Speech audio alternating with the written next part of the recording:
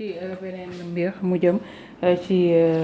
mbirum marché armement yi nga xam ne 45 milliards de francs CFA la moom rapport bu CENTIF daal dina fësal ay opération yu suspect yi nga xam ne daal dinañ ko gis ay retrait yenn somme yi ci benn diir bu gàtt ba tax na parquet financier bi moom ñëw na ci ñetti arrestation yi nga xamante ne ni dig ñoo ko amal ginnaaw benn délégation judiciaire mais yemuñu ci loolu ba tey def nañu perquisition ci immeuble bi nga xam ne jàpp nañ ne sax entreprise bi gagné woon boobu marché moom moo fa logé woon cun 45 milliards yi yàgg nañ ko fi waxtaane tout récemment yaa ngi koy wax lu ñu war a leeral la. waaw jour boobu mooy wax dama bañoon joxe adresse su société bi mais puisque léegi gars yi dem nañ fa mën naa ko joxe waat waaw parce que man maa ngi nii yore contrat yi mu ngi nii ak man page yëpp yaa ngi nii le contrat d'armement est bien là avec moi A ba Z léegi ci mbir mi ci kii bi mu tudd sax ci page bu njëkk bi foofu dañ ne Dakar le 30 décembre 2021 fait en 5 exemplaires originaux 2021 gestion type de marché 2022 fourniture équipement de sécurité de véhicules d'intervention de matériel technique logistique de transmission et de communication financement l'avis commercial brokeuse titulaire l'avis commercial brokeuse fan résidence Dakar Sénégal bon li beneen bi information kii la du ma ko joxe à caractère personnel mooy registre commerce société bi mu ngi fii l'avis commercial société fii d'accord de l'avis commercial brokeuse Dubaï Émirats Arabes Unis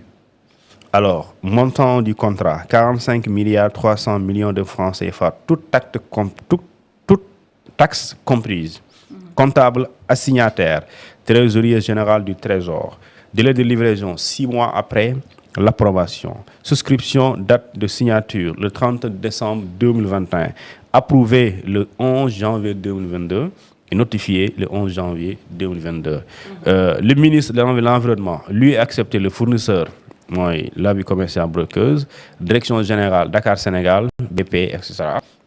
Ministre de l'Environnement et du développement durable Abdou Karim Fofana approbation du ministère des Finances et du Budget le 11 janvier 2022 monsieur Abdoulaye Daouda Diallo ñooñu ñoo signé li nga xamante ni moom mooy le contrat armement yi ngay dégg léegi ci loolu garaawul dama ci fin bi laa lay liiral faatu ci fin bu contrat bi dama am benn lu ñu tuddee annexe contrat bi balaa ñuy ñëw ci rapport scientifique bi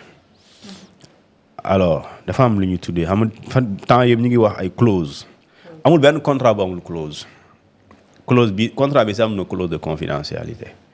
article 16 bi moo koy wax nee na le fournisseur déclare avoir pris connaissance des instructions en vigueur relatives à la protection du secret dans les entreprises privées travaillant avec les services adéquats et s'engage à respecter le caractère confidentiel et secret relatif à l'exécution du présent contrat.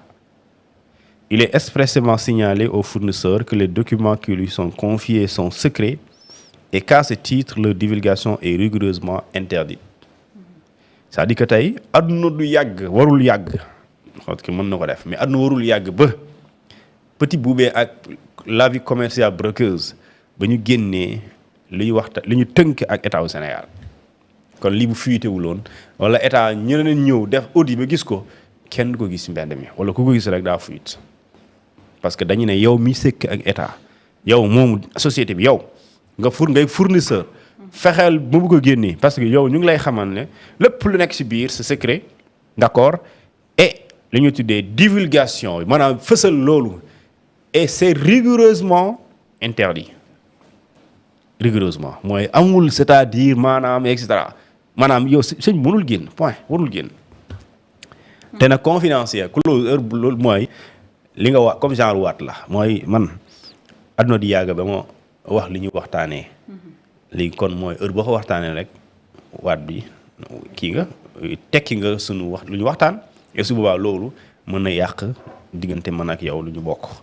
yaa ngi dégg. léegi loolu mooy l'article 16 léegi ñu ne la fii ci article bi wax nañ moom kan la ñuy livrer bagage yi c'est l'article 6 mu ne lieu et date délai de livraison. Les fournitures objets du présent marché sont à livrer au ministère de l'Environnement et du Développement durable situé sur la route des Pères Maris ñu dëkk Maris xam nañ ministère boobu ne boo dugg marché mu ngi nekk boo dugg Maris mu ngi nekk sa droite am couleur verte ñu ne au parc forestier de Hann ou dans un autre lieu qui sera communiqué aux fournisseurs pour le matériel de sécurité dans un délai de 6 mois. kon bu fekkente ne contrat bi lu mu wax toutes les armes wala les véhicules les matériels de sécurité lépp ñëw na Sénégal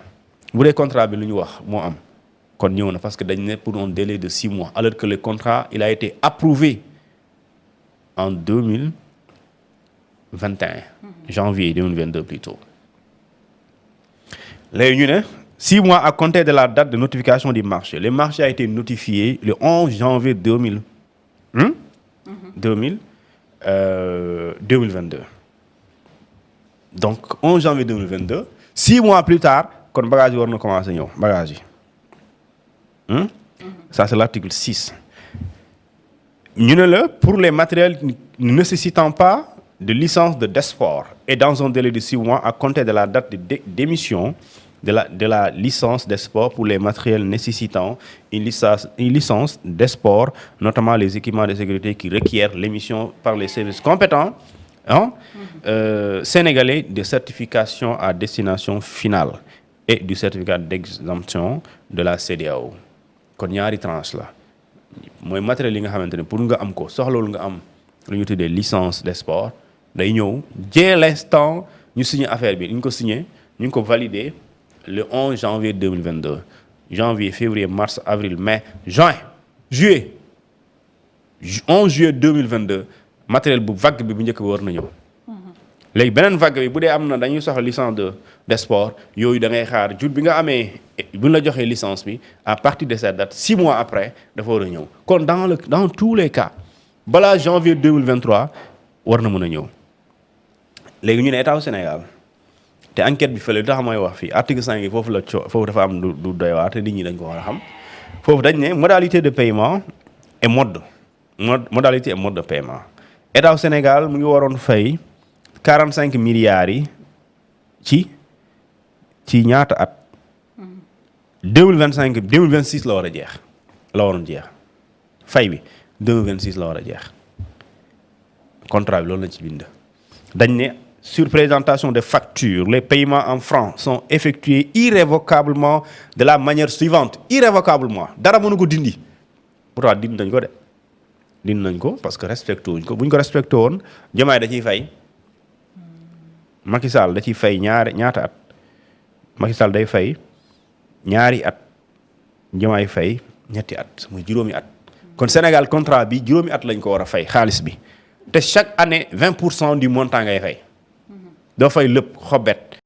donc bu ñu la nee 20% du montant mënoo fay moins de 20% mais mënoo fay plus de 20% même banque bi ngay leb sa salaire bi bu lay leb am loo xam ne sañu ko ci dagg pour mu dagg ko ci il faut dem tribunal juge bi autorisé ko mais sañu ci dépasser le quart xaw ma du salaire fii aussi c'est la même chose ñu ne la premièrement 20% du montant du marché équivalent à 9 milliards de francs CFA 9 milliards 60 millions sur loolu mooy njëkk a am ñu paye ko en 2022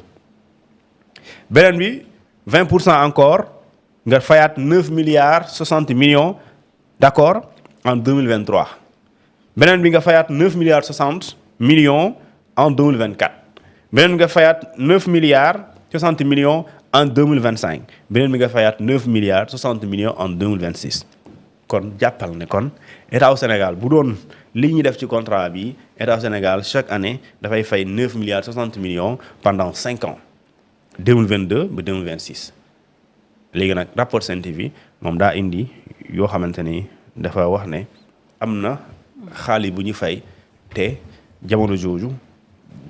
2023 moo jot ay 2022 moo jot te waruñu woon fay lépp alors que fii on ne devait pas payer l'intégralité avant 2026 mais on a pu tout payer avant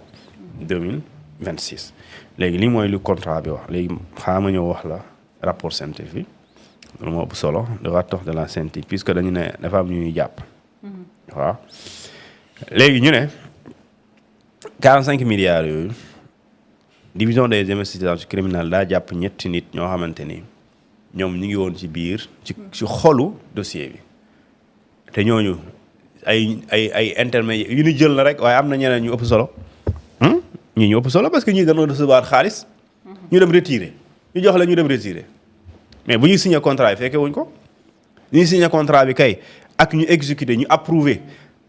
ñu signé état ci turu Sénégal ñii il a fallu qu'on signe le contrat pour que xaalis génn pour ñoom ñu jot ci après ñu dem di retirer cash ay liquide loolu moo leen ñu boole. et puisque ñoom tamit loolu la léegi ñu jàpp leen ñu présenter leen procureur de la République financier ginnaaw bu ñu leen defee une garde à vue boo xamante ne ñu bëri xamuñu ku dul seen waa kër pendant 2 jours ñaari fan. léegi ñu def perquisition ci société bi ma la wax sànq bu ñu nekkee fii di wax mooy technologie service international TSI plutôt boo xamante ni ki ko moom mooy Boubacar Imma c'est un Nigérian il s'appelle Boubacar Imma noonu la tudd waaye Petit Boubé la tudd Petit Boubé ci kanam su ma paree fii dinaa la wax kan mooy Petit Boubé waaw Petit Boubé dinaa leen ko wax lu tax mu am doole ji dinaa leen ko wax xam nga nekk goro président dafa am solo moom goro président la woon mais jamono jooju ñu bu ñu defee perquisition xool société bi dañoo fekk waa jooju moom jël na bagage am yàgg na depuis élection présidentielle mars 2024 dem na bu yàgg il a cédé libéré les lieux parce que nag vraiment boo xamee ne lii nii yoon mën na ci am loxo day xaar ba ñëw di la rey mais doo dem sa yoon moo tax justice warul yéex parce que bu yéexee dañuy effacer trace mën nañ effacer preuve mën nañ ko dissimuler waaye ki nga bëgg a jot mën na am doo ko jot Petit Boubé Nigéria def nañ ko mandat d'arrêt pour ay contrat frauduleux d'armes Niger def nañ ko mandat d'arrêt topp ko pour des contrats d'armement yoo xamante ni c'est l'état nigérien moom moo def enquête bi mais tey anamu loolu bu mu amee Macky Sall ci la ñëw xaw ma ndax moo ko daganal xaw ma mais en tout cas l'état du Sénégal ci lay ñëw sëkk ak moom même contrat te moom liñ ko daan c'est la même chose ci ay armement lañ ko doon daan dañ ko doon toppee parce que dañ jàpp ne am na fraude des fois ñu libéré dara ñu ne ko indil ñu lii du indi loolu après Sénégal ñëw contracté Sénégal ñëw jël ko contracté moom waaw loolu moom vraiment dafa doy waar léegi ñu ne li am mooy bu ñu demee foofu dañoo fekk ne waa ji dem na yoonam entreprise bi nekkatu fa léegi nag lii di TSI di technologie service international Petit Boubé moo ko moom ak Eurocockpit Petit Boubé moo ko moom mais moom aussi Lavie Commercial Brokers moo ko moom c'est une société unipersonnelle à responsabilité limitée léegi li nga xamante moom mooy investigation DIC dafa permettre ñu xam que Lavie Commercial Brokers ak Eurocockpit dañoo effectuer virement boo xamante ne c'est 3 milliards 09 millions de francs CFA ci benn société bii di technologie service international te Eurocockpit ak Lavie Commercial Brokers ak TSI technologie sociale internationale technologie service international ñoom ñëpp benn nit moo ko moom mais ñaar yi ñoom ñoo def virement bu toll ci 3,9 milliards jëmale ko ci société bii di TSI benn nit moo ko moom waaye ñetti société la ñu ne xaalis boobu ba mu fa demee ci société TSI boobu dañ ko séddale ci ay virement yu bëri virement yi ci séddale bi am na ci ay virement maanaam tey nga joxe ordre de virement viralal ma Fatou 1 million mu viré ko wala léegi ma jox la chèque nga dem retirer mooy retrait en espèces ñu dafa am virement am retrait en espèces ak transfert de devises vers l'étranger l'argent c'est en CFA nga yóbbu ko envoyé ko pour mu doon dollar wala mu nekk euro loolu mooy transfert en devise vers l'étranger mais loolu moo mënoon 3 milliards yooyu loolu lañ ko def ñu ne le 27 février 2023 ñu def mise à disposition lu toll ci 85 millions ak 150 millions de francs CFA yoo xamante ne dañ ko effectuer ci turu Jacques mi nga xamante ne wax nañ ne fee dañ ko jàpp ak waa ji ñaan ay Loum Alassane Loum la tudd Alassane Loum la tudd ñu retiré xaalis boobu en espèces kon ñu retiré 85 millions ak 150 millions en espèces nga dem ci banque bi ñu retiré ko yaa ngi dégg su ma jumulee mise en disposition c'est un peu comme genre nga dem rek waa ji nekk fële biti réew wala mu nekk feneen mu bind gestionnaire de banque am bi mu ne la diw dina ñëw foofu nga retiré après sa tour sa information day ñëw da ngay ñëw rek banque bi jël sa pièce d'identité après ñu def li ñuy def après ñu jox la xaalis bi su ma jumulee lu mooy mise en disposition léegi ñu lendemain bu ñu xëyaatee le 28 février le lendemain le 28 février Alassane Loum encore mu amaat beneen mise à disposition bu toll ci 185 millions de francs CFA 185 millions loolu encore mu retiré ko en liquide léegi CENTIF jàpp ne opération yi vraiment dara mënu ko justifier parce que opération dafa am lu koy justifier dem naa ci banque bi jël naa 10 millions damay dem Dubaï damay jëndi marchandise dem naa ci banque bi jël naa fa 5 millions damay dem jënd terrain dem naa banque bi jël naa 1 million damay dem préparer sama mariage bi par exemple loolu mooy liy justifier opération wala damay dem jënd xar de toute façon boo jëlee xaalis dafa lu muy tekki léegi CENTIF ne lii dara mënu ko justifier léegi ñu ne ci loolu ñu ne bi ñu signé contrat bi ak ministère bi ak Petit Boubé ci boppam moom dafa encaissé d'accord ay chèques yoo xamante ni soo ko dajalee lépp mi ngi toll ci 566,5 millions de francs CFA ci chèques yooyu ñu ne am na ci transfert yoo xamante ni jóge na Sénégal dem biti réew ñu tuddee ko des transferts vers l'étranger officiellement pour ñu exécuter contrat bi nga xamante dañ ko classé ci secret défense c'est contrat bi daa rëccu de mais kon kenn waru ko xam de te jamono tey la neex nga koy wax waaye boo ko waxoon jamono jë kaso nga jëm waaw bëgg ngeen xam loolu kaso nga jëm de léegi ñu ne pour justifier opération yooyu yi nga xamante moo doon am fii jógee fii dem biti réew les imam moom dafa waxoon xaalis boobu dédouanement la parce que machine dafa war a ñëw dédouanement la bon loolu après gars yi dinañ ko vérifier mais CENTIF nee na excuse boobu waa ji def ne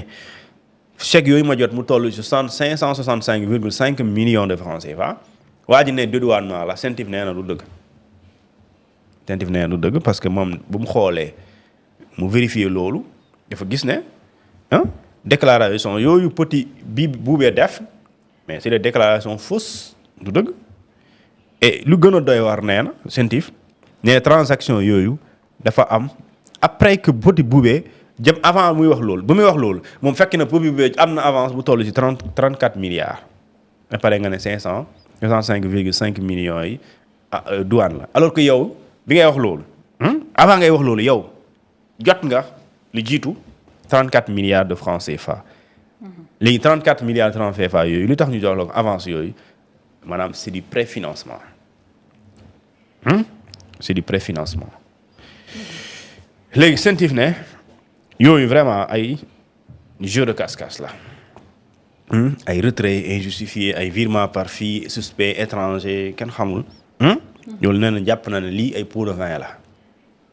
loolu la ko jàpp loolu la ko jàppee waxul loolu la mais dafa jàpp ne lii ay pot de vin la puisque dara mënu ko justifier waa ji bu la waxee lii nga vérifier gis contraire bi ñu ne ay pot de vin la loolu la jàpp léegi nag nee naa la sànq l'avis commercial brokeuse bu nekk Fann moom société fii la doomu société l'avis commercial bu nekk Dubaï benn nit moo ko moom léegi ñu ne am na intermédiaire boo xam ne Dubaï la ne léegi ñu jàpp ne kooku dañ ko jàppee comme liggéeykat comme kuy liggéeylu comme l'employé moom comme si moom mooy liggéeylu ñu tuddee ko monsieur Seck moom kooku tamit ñu ngi bëgg a xam kan mooy kan parce que am na xaalis bu jógee ci Sénégal dem ci Dubaï te waa jooju xaalis bi dem jàpp nañ ko considérer comme étant le patron comme l'employeur donc on va aller à l'identification de cette personne mais loolu ñu ne loolu yëpp am na solo autant nu ñuy retirer fonds Sénégal noonu la ñuy retirer xaalis liquide Dubaï par ci benn système de transfert d'argent ñu nekk Dubaï xam nañ ko ñu ko tuddee Awala système de transfert d'argent la mais informel jaarul yoon de maanaam du ko bokk la comme banque yi mais lu xam commerçant yi xam nañ loolu da ngay dem fële rek doo yóbbu xaalis da ngay dem ci benn commerçant nga xam fii maanaam tey xam nga fi kenn moo xam na fa kenn doo yóbbu xaalis waaye soo fi nekkee boo demee danaa la kooku joxal Fatou 1 million yéen ñaar xamante ngeen da nga ciy am te loolu sax baaxul ci économie dañ koy tere. moom na genre yooyu la. genre yooyu la du yóbbu benn xaalis. voilà genre yooyu la. léegi ñu ne lii problème la léegi Petit Boubé nee naa la nekk goro président ak a baax nekk leen goro président waaye nekkee goro président bu dee président yi moom bëgg na la may di nga am Petit Boubé moom lu mu yoroon xam lu mu yoroon imprimerie la yoroon Niger imprimerie la yoroon Niger mais en 2005 daa takk benn doomi président bu nekkoon Niger président boobu mu tudd Ibrahima Bar Maysanara kooku nga xamante ne dañ ko rey ci coup d'état Petit Boubé moo takk doomam en 2005 léegi bu mu ko takkee en 2005 loolu moo tax mu jege politique yi parce que boo takkee doomu président nag vraiment am na porte yu bëri day tijjeeku léegi nag ci la gën a am rapprochement ak politique yi si sous-région bi ñu koy présenté ay waa Côte d'Ivoire waa Nigéria mu ñëw Sénégal aca àdduna bi yëpp tijjeeku moom goro ancien président la woon loolu moo tax léegi mu dugg ci jaay arme mu commencé ko ci Nigéria mu jaay fële Nigéria et léegi ci la commencé am xaalis et bu muy jaay Nigéria c'est 2010 2015 jamono bi nga xamante ne ki fa nekkoon président mu ngi tudd Goodluck Jonathan jamono jooju la doon jaay arme Nigéria 2010 2005 bi loolu passé mu liggéey ak waa ñu tudd Sambo Dasuki kooku Sambo Dasuki mooy conseil à la sécurité nationale du gouvernement de Jonathan moom la doon liggéeyal pour jaay arme Nigéria mais loolu lu doy waar mooy dañoo xuloo noo jote parce que dañ ko accuser que ne moom dafa def mauvaise gestion boo xamante ni 2,1 milliards de dollars yoo xamante ni c'est lié toujours à des contrats d'armement léegi nag IMA di Petit Boubé mu créé benn société boo xamante ni c'est une société nigériane maanaam droit nigérian lañ ko enregistré boo xam ne day def trafic d'armes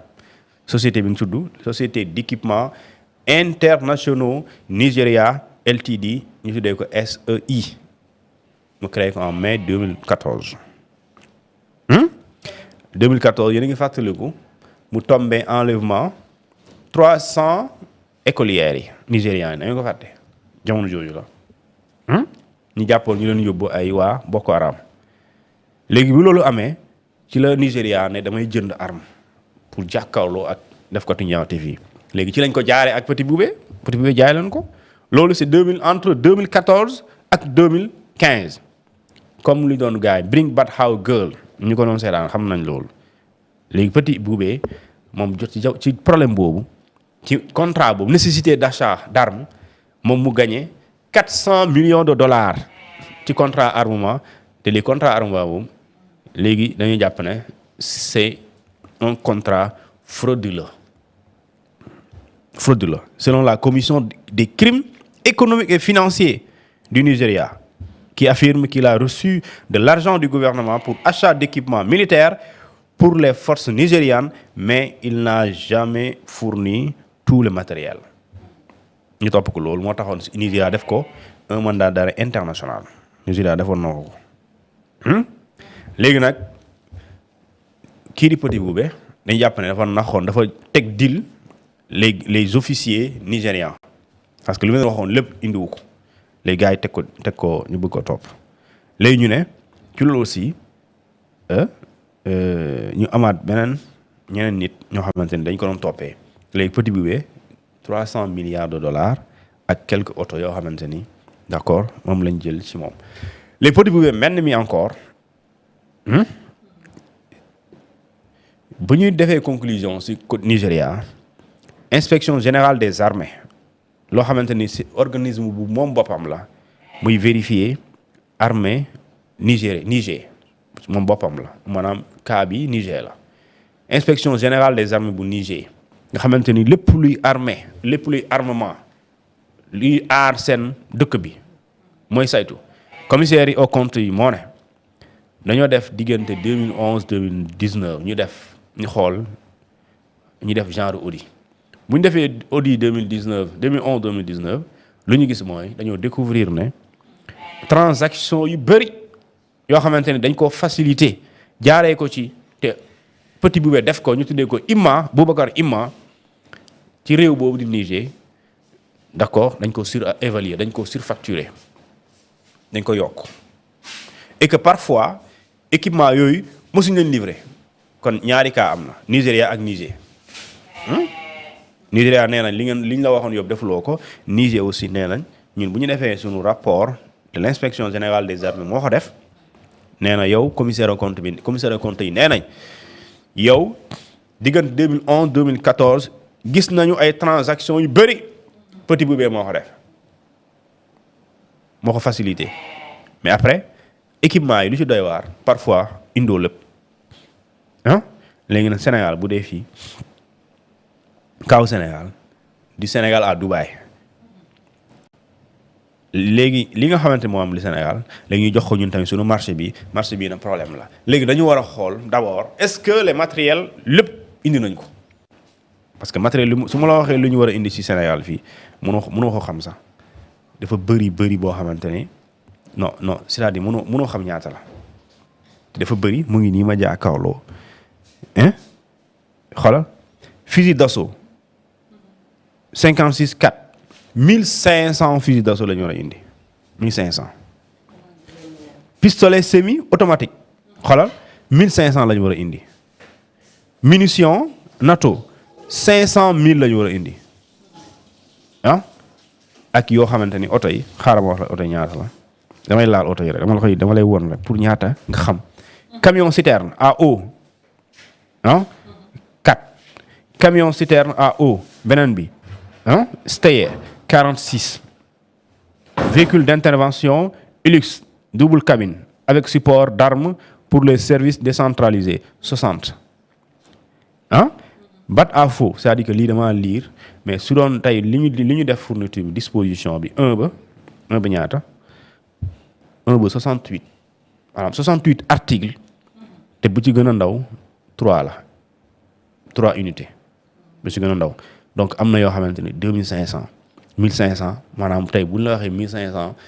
pistolet mu kon da ngay indi 1500 pistolet fii ñu ne la 1500 ñaata pistolet semi automatique 1500 léegi rangle ko fii nga xool ñaata la ak oto yoo xamante ne yu dul jeex oto yaa ngi nii may jàkkaarloo mu ngi nii ay pirogue de recherche ay tracteur léegi sécurité eaux et forêts léegi tracteur moom lan la si wala man maa xamul lu mu demee mu am ay capteur ay barque ay moto aussi am na si biski 10 moto suma jumulee donc yooyu mooy li ñu waroon livrer léegi dama xamul su ma ko waroon envoyé Pape moo nekk nii yaa ngi gis yow di nga gis nga lii mooy li ñu waroon livrer lii gis nga ko lii yow la ñu waroon livrer léegi nag question bi est-ce que livré nañ ko en tout cas waa ji ñu sëkkal Nigéria nee nañ yow livré wuñ lépp Niger encore nee nañ livré lépp te ñu ko wax du ay président de wala politicien de inspection des armées moo ko wax voilà léegi ñun nag est-ce que livré na lépp te daf ko doon livré 6 mois après maanaam 11 janvier 2022 kon dañ ko war a livrer 6 mois au mois de juillet 2022. am ñaari matériel beneen catégorie bi dañuy soxla licence export maanaam pour nga indi ko da ngay am licence autorisation de manière simple. léegi soo ko amee bis boo ko amee à partir jour bi nga ko amee 6 mois après matériel beneen boobu dafa war a ñëw parce que donc 2 tranches la donc ça veut dire que ci 2 tranches 6 mois lépp dafa war a ñëw léegi est-ce que lépp ñëw na. loolu mooy question bi ba pare ñu former agent yi am na agent yoo xam ne dañ ko waroon former formation des agents pour la mise en service des drones et de vedettes puis un accompagnement de 6 mois nga waroon former 600 agents 600 personnes formation de 6 mois de 240 encore personnes moo nekk nii drone ascent de surveillance 6 heures d'endurance décollage d'atterrissage vertical avec centre de commandement à temps réel 30 drones nga waroon jënd 30 drones nga waroon jënd mu ngi nii ah lii yëpp da nga ko war a jënd léegi est-ce que yëpp ñëw na c'est ça la question te fusil à pompe yi bëri na de fusil d'assaut 1500 pistolet semi-automatique 1500 casque lourd 1500 gilet pare-balles mu ngi nii gilet pare-balles c'est 1500 kon 1500 c'est 1500 nit ñoo ko war a sol wala ñu denc ko bu yàq ñu indi keneen béret mooy mbaxana yooyu ñuy teg 1500 ceinture 1500 imperméable de brousse 1500 l'uniforme 1500 arme pour la défense xam nga seen technique yooyu 1500 encore munitions 1500 dafa bëri bulldozer 4 pelleteuse 4 compacteur 4 camion citerne wax naa ko fi sànq ak oto yi bëri na fii mu ngi fii ak moto yoo xam ne moto Yamaha ma ñaata la 235 oto yi bëri nañ ci réew mi wala bëri nañ moto yi gis nga ñuy war moto wala léegi nañ dem a def enquête audit waaw. corps bu nekk. ñu def réception de matériel man de gisuma est-ce que def nañ réception de matériel. Toyota véhicule d'intervention 4x4 pour le service des postes frontaliers et les postes enclavés 6 véhicule d'intervention double cabine 12 bus Mercedes 60 places Hyundai pour le transport des troupes garde forestier ñaata 4 bus Caster de 35 places pour le transport des troupes forestier 4 minicar Toyota IAS 4 moto Yamaha DT 125 325 ambulance médicalisée Toyota 4x4 ñaata 5 ambulance yi ak lu ñu tuddee pirogue yoo xamante ni dañuy dugg ci ndox mi pour xool est-ce que amul defkatu ñaawteef pirogue de recherche avec moteur de 60 CV ñaata 10 pirogue de recherche à fond avec moteur beneen bi 10 camion citerne 9 millimètres cube xawma carré ñaata la 3 tracteur 2 yi mooy li am yi mooy te damaa sote yàlla xam na moo sote dama joxe ñuy gën a gàtt nii rek muy gën a gàtt pour ñoom ngeen gis ko léegi nga xamoon ndax am ngeen contrat wala amoon nañ ko lii yëpp dafa war a ñëw Sénégal parce que fay nañ ko kon dafa war a ñëw léegi anamu nañ wax fu ñu ko dugal nañ indi document de réception document yi wane ne dugal nañ ko ci réew mi voilà bu duggee du nëbbu de bu duggee war na génn du nëbbatu de warul nëbbatu mais nag léegi nag contrat bi nag soo ko joxoon garde forestier yi vraiment lu am solo la parce que dina tax ñu mën a surveiller forêt yi dina tax ñaawkat yi ñuy dagg àll bi garab yi maanaam ñooñu dinañ mën a jàmmaloo ak ñoom parce que yéen a ngi fàttaliku li xawoon ci dëkk boobu Casamance ñu jàpp ay nit dëkk bi waa bandi ñëw fekk leen fa ray leen ñu bëri ñu ngi fàttaliku loolu tey garde forestier yi agent eaux et forêt bu ñu demee foofu bu ñu jàmmaloo ak ñooñu parce que ñooñu dañuy yore arme comme yow léegi yow garde forestier bi boo yoree arme di nga mën a jàmmarloo ak ñoom parce que soo nee nit demal surveiller àll bi da nga koy jox matériel boobu donc bu ñëwee day am solo parce que drone yi day tax nga mën a survoler forêt bi yaa ngi dégg 4x4 day tax nga dugg fu ne yaa ngi dégg fetel day tax ku la nar a ray nga ray ko en tant que garde forestier loolu am solo la mais est-ce que ñëw na mooy question bi bus yi ñu ne ñii bu ñu wàccee li mu leen di yóbbu dañ ci jënd oto yi bus yu bëri ay 60 places 35 places loolu pour le confort pour le déplacement est-ce que yooyu am na ay tracteurs ay fusil d'assaut loolu am solo la mais est-ce que ñëw na c'est ça la question Petit Boubé mii Petit Boubé goro président la kon yéen tamit dama ngeen dem doxaan doomu président parce que da leen tax ngeen am lu ñu tuddee establishment politique mooy day fexe nga yéeg ci kaw parce que goro président doo dugg yu bëri fu bëri ñu naan la attendé de da lay xàmmee boo duggee da lay bàyyi nga dugg sa doomu président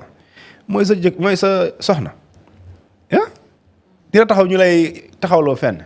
waaw déet waaye surtout réew Afrique yi nga xamante ni relation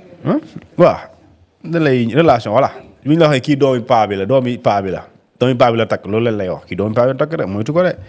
day dàqulu de mais doo ko ñeme